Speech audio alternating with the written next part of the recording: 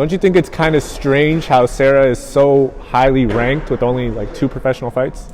Well, when you have an 8-round debut and a 10-round in your second fight, and the quality of your opponents was so high, so in her second fight, she fought a girl with 50 pro fights who had fought for a world title 3 fights previous and gone the distance. So based off the quality of her first 2 opponents, the rounds she did, it's not strange at all. It's actually it's a representation of her, and the sanctioning bodies recognizing the amount of time and effort and the credentials in her amateur career, and those first 2 fights being as high profile as they were.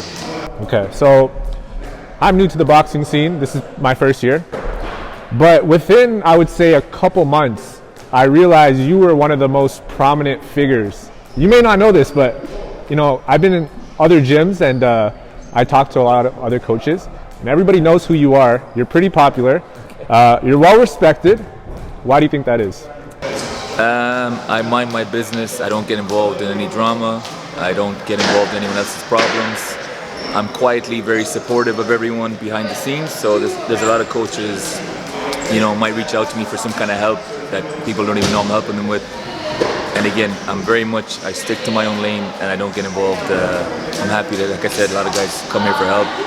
If anyone calls me for sparring, I do my absolute best to accommodate them as best I can, because that's how the community is going to grow. And I've been like that since I first got here 10, 11 years ago. So I think the more you're willing to give to people, you know, it makes things easier in the long run. So you just talked about growing the sport of boxing. So my next question is, what are your thoughts on United Promotions? You know, this past year, I feel like they've been hosting so many events. Like, what's your take on all that? I think United Promotions, for the longest time, were at the forefront of boxing in Ontario. And as the rest of the promoters have come up, you know, they've really stepped up their game with their activities. So they're running 6, 7, 8 shows a year. You don't understand the trickle-down effect that has is that, okay, people are now willing to turn pro because they know there's actually shows for them. Whereas 10 years ago, when I first came, there might have been 10, 20 active pros. There's probably 60, 70, 80 active pros in Ontario now, and that makes, again, access to sparring more available. So those guys running this much activity, like month after month sometimes, never mind every 3 months, it's really helping the scene here at a big level. And then it's motivating the other promoters. They've stepped, like, the more everybody steps up, 1 minute they're up here, what they're doing, the next guys are up here. It's fantastic. It's great all around. So you would say United Promotions is at the forefront compared to all the others, and there's only like 2 others, I would say, really. Yeah, well, there's lots of little, like, you know, Lee Baxter, 3 Lions, have been doing big things. 3 Lions essentially have been doing some very big things, getting Ryan Brzezicki now. They've got a fine eliminator for the WBC world title with them. United have the volume, the production, because they've been doing this a lot longer, 20 years in the game.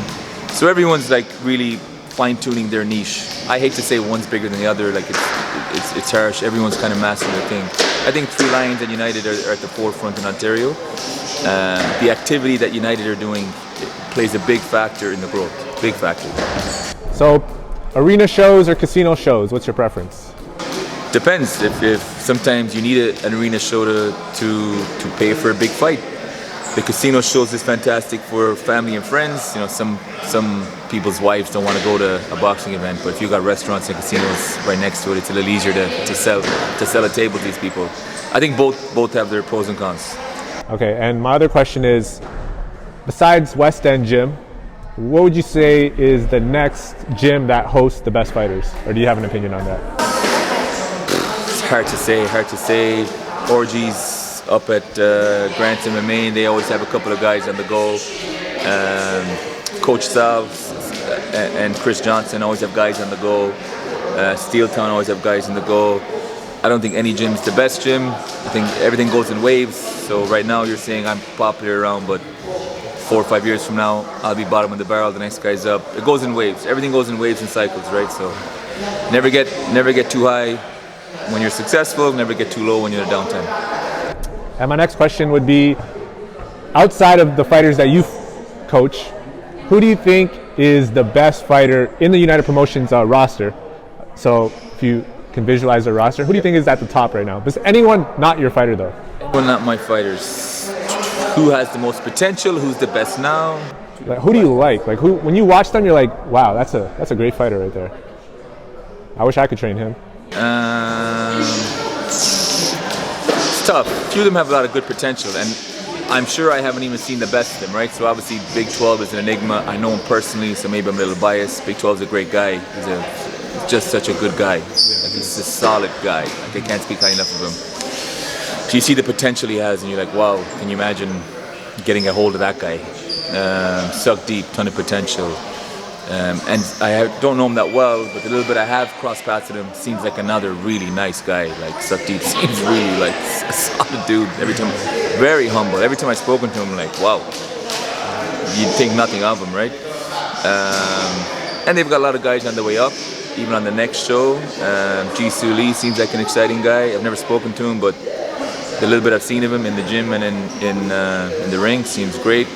Mike Cabados, super young guy with tons of amateur experience. There's a lot there to work with in terms of the next 10 years, which is even more exciting when you got a guy, you know, you got 10 years out of him, like you can really develop him. They've got a few. Okay, last question. Sarah's fight, what's your prediction?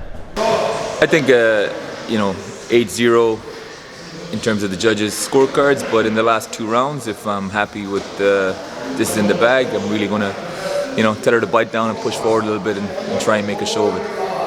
Thank you. No problem.